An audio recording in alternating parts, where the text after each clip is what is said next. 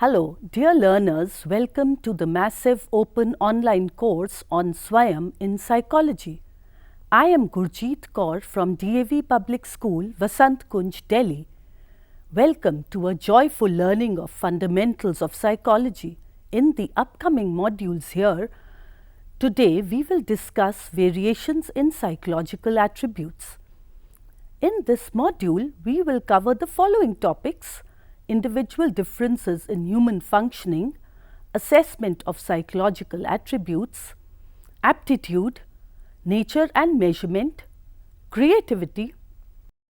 And the objectives of this module are: 1. To understand psychological attributes on which people differ. 2. To learn about different methods that are used to assess these attributes.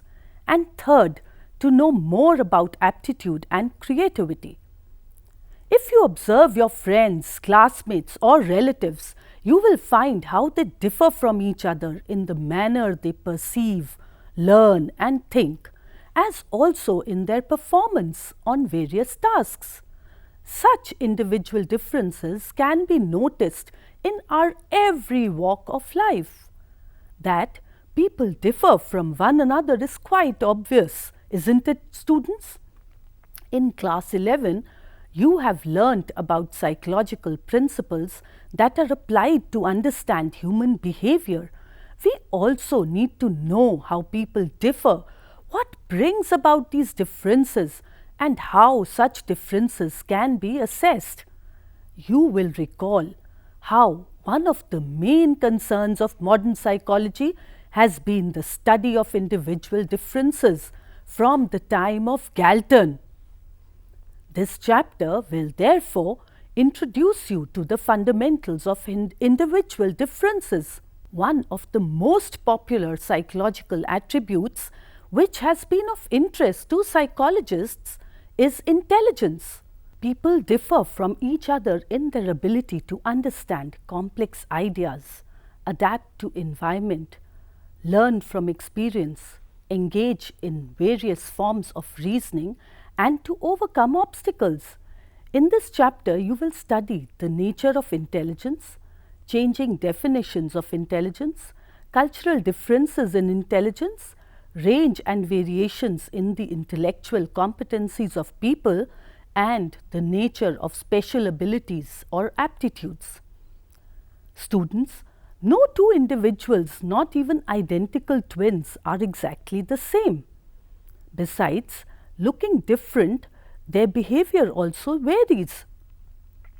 Psychologists want to know why and how do these differences come about. Francis Galton established the principle that all human traits differ over a wide range, from small to large, weak to very strong, slow to fast, and which happens for height, weight, and various kinds of psychological attributes, including, as we know, the ability to learn, think, perceive, reason, etc.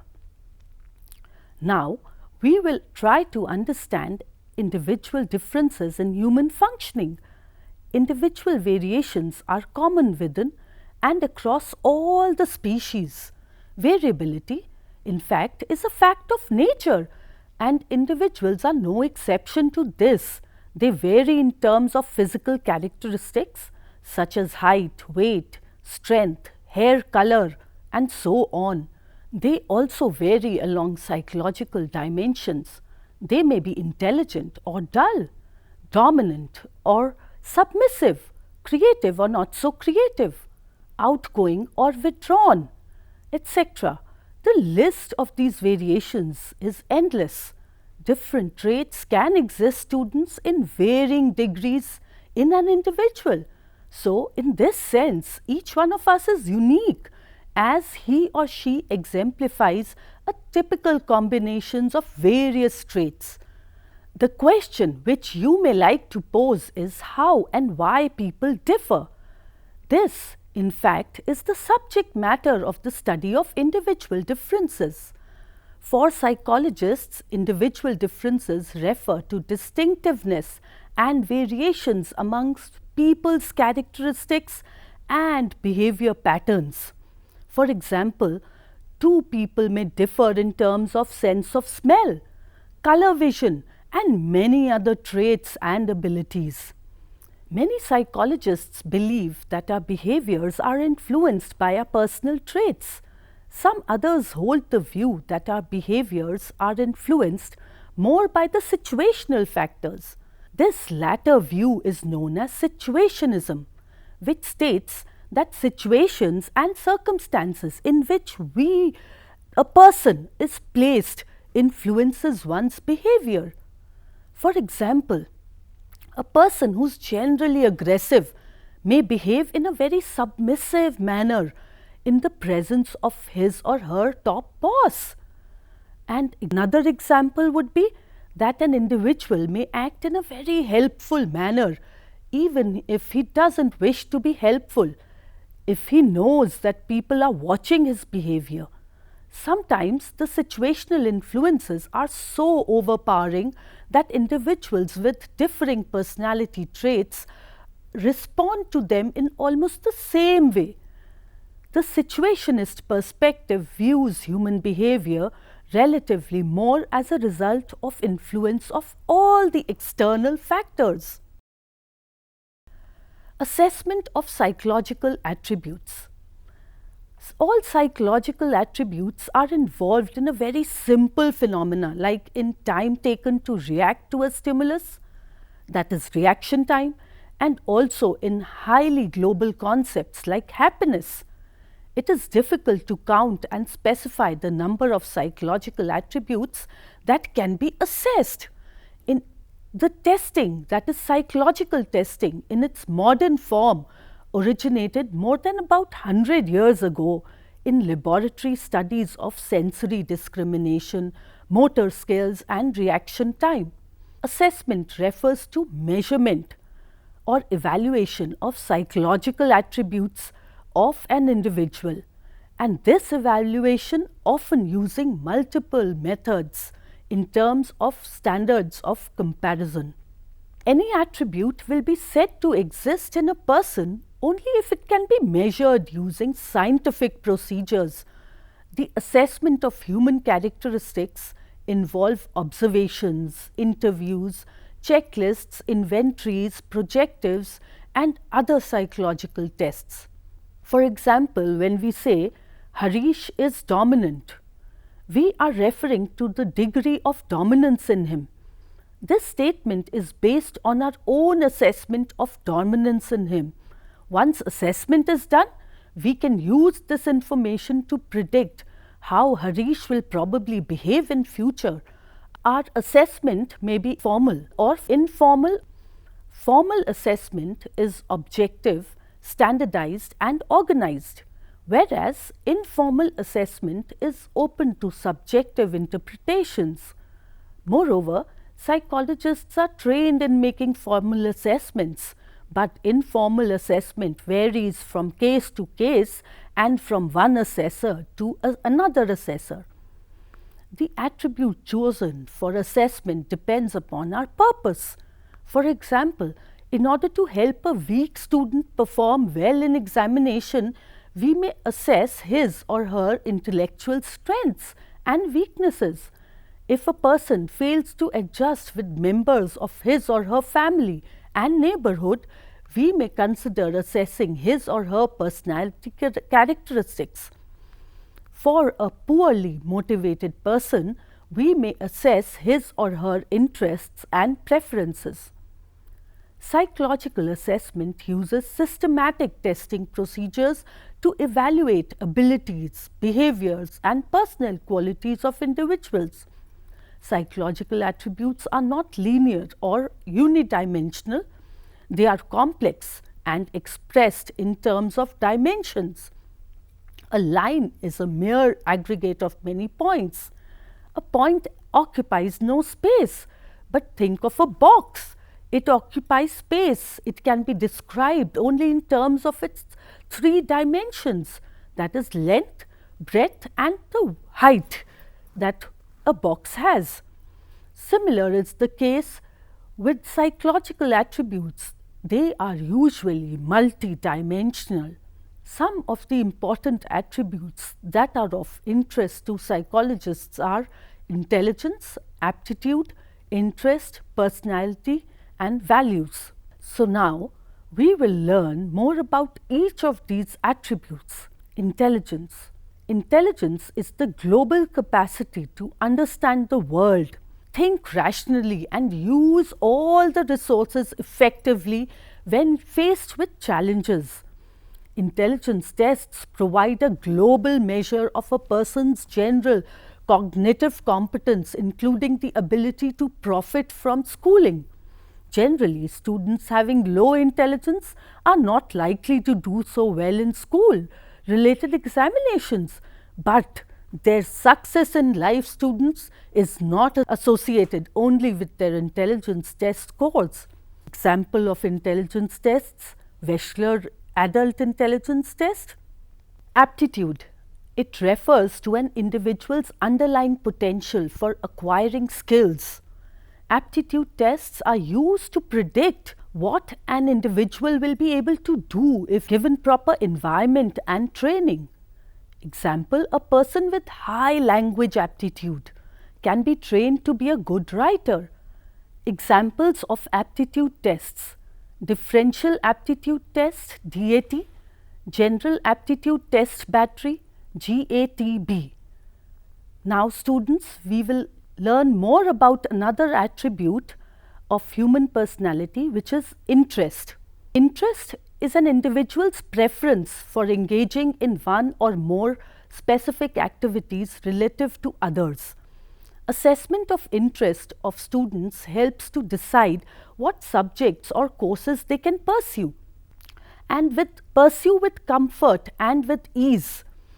Knowledge of interest helps us in making choices that promote life satisfaction and performance on jobs. Examples of interest assessments are Strong Interest Inventory, Jackson Vocational Interest Survey, JVIS. And now we will try to understand the concept of personality. Personality is a relatively enduring characteristic of a person that makes him or her distinct from others. Personality tests try to assess an individual's unique characteristics, whether one is dominant, submissive, moody, emotionally stable, outgoing, withdrawn, etc. Personality assessment helps us to explain an individual's behavior and predict how she or he will behave in future. Example of personality tests: Myers-Briggs Type Indicator, MBTI. Another attribute of interest is values. Values are enduring beliefs about an ideal mode of behavior. A person having a value sets a standard for guiding his/her actions in life and also for judging others. In value assessment, the dominant values of a person, like political, religious, social, or economic, are determined. The various assessment methods. Several methods are used for psychological assessments. You have learnt about some of these in class 11. Let us recall their key features. Psychological test. A psychological test is an objective and standardized measure of an individual's mental and behavioral characteristics. Objective tests have been developed to measure all the dimensions of psychological attributes. Example: intelligence, interest, aptitude, etc. These have been described above. These tests are widely used for the purposes of clinical diagnosis, guidance, personnel selection, placement, and training. Besides objective tests, psychologists have also developed certain projective tests, especially for the assessment of personality. Interview is another method of assessment. It involves seeking information from a person on one-to-one basis.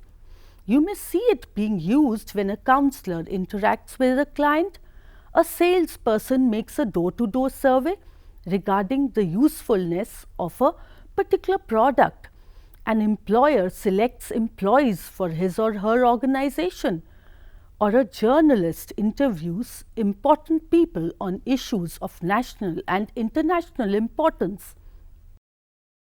Another method which is of utmost importance is case study. Case study is an in-depth study of the individual in terms of his or her psychological attributes and the psychological history in the context of his or her psychosocial and physical environment. Case studies are widely used by clinical psychologists. Case analysis of the lives of great people can also be highly illuminating for those willing to learn more of their life experiences. Case studies are based on data generated by different methods over a period of time. These methods are interview, observation, questionnaire, psychological tests, etc. Another method, observations. Observation involves employing systematic, organized and objective procedures to record behavioral phenomena occurring naturally in real time. Certain phenomena such as mother-child interactions can be easily studied through observation. The major problems with observational methods are that the observer has little control over the situation and the reports may suffer from subjective interpretation of the observer. Self-report is a method used whereby a person provides factual information about himself, herself, his or her opinions, beliefs and ideas that she or he holds. Such information may be obtained by using an interview schedule or a questionnaire or a test or even a personal diary. Let us now focus on the special abilities present in a person. Aptitude is one of them. Aptitude refers to a special ability in a person in a particular field of activity, and it is a combination of characteristics that indicates an individual's capacity to acquire some specific knowledge or skill after training. The knowledge of aptitude can help to predict an individual's future performance. Many aptitude tests have been constructed in pursuit to measure the skills required for certain kinds of jobs and occupations. Example, manual dexterity involved in factory jobs. Aptitude tests are available in two forms. First is the independent aptitude test, also known as specialized tests, which includes clerical, mechanical, numerical and typing aptitude test. The other one, the generalized or the multiple aptitude tests, exist in the form of test batteries, that is a combination of tests which measures aptitude in several separate but homogeneous areas. Differential aptitude test, DAT, general aptitude test batteries, GATB, and the armed services vocational aptitude batteries, ASVAB. DAT is most commonly used in educational settings. It consists of 8 independent sub-tests: verbal reasoning, numerical reasoning, abstract reasoning, clerical speed and accuracy, mechanical reasoning, space relations, spellings, language use. Another Indian adaptation of DAT has been developed by J.M. Ojha. Several other aptitude tests have been developed in India for measuring scientific, scholastic, literary, clerical and teaching aptitude. In order to be successful in a particular field, a person must have both aptitude and interest. I hope that you find the concept and study of aptitude quite interesting. Now we will build our understanding of the concept of interest. Interest is a preference for particular activity and aptitude is the potentiality to perform that activity. A person may be interested in a particular job or activity but may not have the aptitude for it. Similarly, a person may have the potentiality to perform a job but may not be interested in doing that at all. In both cases, the outcome will not be satisfactory. A student with high mechanical aptitude and strong interest in engineering is more likely to be a successful mechanical engineer. Another phenomena of interest to psychologists is that of creativity. Creativity is defined as the ability to produce ideas, objects, or problem solutions that are novel, appropriate, and useful. Creativity is something that is both original and worthwhile. This something could take many forms. It might be a dance piece, a chemical process, a story, a poem, a painting, or even a theory. There is the general consensus that creative people show creative productivity, new inventions, insightful discoveries, artistic work, and other products are all original and worthwhile. To name a few of creative people would include names like Albert Einstein, C.V. Raman, Tagore, Ramanujan, Leonardo da Vinci, Thomas Edison, Sigmund Freud, and many more who have made outstanding contribution in different fields. In recent years, understanding of creativity has broadened. Creativity is not just limited to the selected few, the artist, the poet, or the inventor. Ordinary individuals in simple occupations in pottery, cooking, carpentry, etc., can also be very creative. However, it has been said that we are not working at the same level of creativity as an eminent scientist or a writer. That means an individual varies in terms of the level and the areas in which they exhibit creativity, and that all may not be operating at the same level. Einstein's theory of relativity is a classic example of the highest level of creativity, which implies bringing out altogether new ideas, facts, theory, or a product. Another level of creativity is working on what has already been established earlier by way of modifications, by putting things in newer perspectives or to new use. Research literature widely suggests that children begin to develop the imagination during the early years of childhood, but they express creativity mostly through physical activities and in non-verbal ways. When language and intellectual functions are fully developed and store of knowledge is adequately available, creativity is fully expressed through verbal modes too. Those who are outstanding in their creativity may give an indication about the direction in which their creativity lies through their self-chosen activities. In some cases, however, opportunities need to be provided before they can manifest their hidden potential for creativity. Is there any explanation for variation in potential creativity? Yes, as in the case of other mental and physical characteristics, variations can be attributed to the complex interaction of heredity and environment. Creativity is also determined by both these factors. Limits of the creative potential are set by heredity, and the environment factors like motivation, commitment, family support, peer influences, training, and other opportunities do stimulate the development of creativity. Although no amount of training can transform an average person to the level of Einstein or Shakespeare, but it is also true that every individual can raise their creative potential beyond its present level. Now we will try to understand the tips to enhance creativity. For fostering creativity, a number of general skills and abilities basic to creative thinking and problem solving have been identified.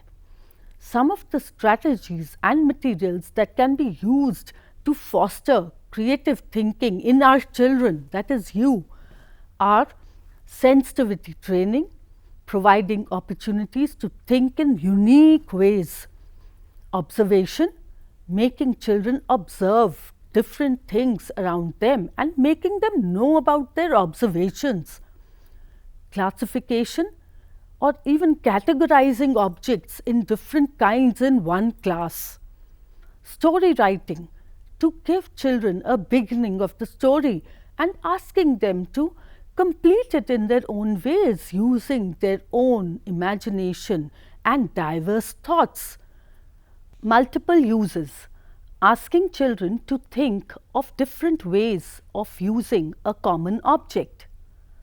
Let us now compare creativity and intelligence. Creativity, as we all know, is a new and novel way of thinking and the novel ideas of learning and doing things, whereas intelligence is the global capacity to understand the world, to think rationally, effectively, and act effectively when faced with challenges. The following are the two viewpoints regarding the relationship of creativity and intelligence. Intelligence by itself does not ensure creativity. Terman in 1920 found that persons with high IQ were not necessarily creative. Researchers have also found that both high and low level of creativity can be found in highly intelligent children and also children of average intelligence. Thus, the same person can be creative as well as intelligence, but it is not necessary that intelligence ones must be creative. Secondly, relationship between creativity and intelligence is positive. All creative acts require some minimum ability to acquire knowledge and capacity to comprehend, retain, store and retrieve. Recall, for example, creative writers need facility in dealing with language. Artists must understand the effect that will be produced by a painting. Hence, a certain level of intelligence is required for creativity. We will now try to understand the difference between creativity tests and intelligence tests. Creativity tests are open-ended and involve divergent thinking. They permit a person to think of different answers to the questions in terms of their experiences, whereas intelligence tests are close-ended as they involve convergent thinking. The person has to think of the right solution to the problem. There are no specified answers to questions in creativity tests. There is freedom to use one's own imagination, whereas in intelligence tests, focus is on abilities such as memory, logical reasoning, accuracy, perceptual ability, and clear thinking. Creativity tests have been developed using different stimuli like words, figures, actions, and sounds. There is little scope for spontaneity, originality, and imagination in intelligence tests. Famous psychologists who developed creativity tests are Guilford and Torrance, and the psychologists who developed intelligence tests are Binet and Wechsler. To summarize what we have learned today, I would like to state that individuals vary in their physical and psychological characteristics. A wide variety of personal attributes such as intelligence, aptitude, interest, personality, and values can be assessed. Psychologists assess these attributes through psychological tests, interviews, case studies, observations, and self-reports. Aptitude refers to an individual's potential for acquiring some specific skills. Aptitude tests predict what an individual will be able to do given proper training and environment. Creativity is the ability to produce novel ideas, objects, or problem solutions that are novel, appropriate, and useful. Certain level of intelligence is necessary to be creative, but A high level of intelligence, however, does not ensure that a person would be highly creative. Dear students, we will continue to know more about intelligence and its theories in our next module. Thank you.